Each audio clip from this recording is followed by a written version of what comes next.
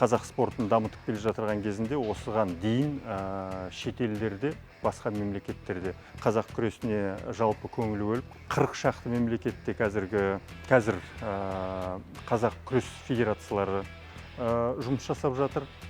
Жалпы енді Тұран барысы осы түркі тілдес мемлекеттердің қатынастарын нығайту үшін, солардың арасында қазақ күресін жалпы жақсы насихаттау үшін осы Түркістан қаласында өткіземіз деп шештік. Осы Тұран барысында өте мықты спортшылар келіп қатысып жатыр деп. Мысалға жаңағы Әзербайжаннан алатын болсақ, ол деген 2 дүркін Европа чемпионы болған Бакшиев деген. Онымен қатар Мажарстан мықты спортшыларын алып келе жатыр. Олардың арасында жаңағы Барна Бор деген азамат келе жатыр. Ол да жаңағы үлкен салмақта күреседі. Түркмендердің арасынан атап өтуге болатын 115 килограммда Тедженов деген, өзбектердің арасынан Мухсин Хасимединов деген азаматты алатын болсақ, ол деген қазақ күресінен де әлем чемпионы болған.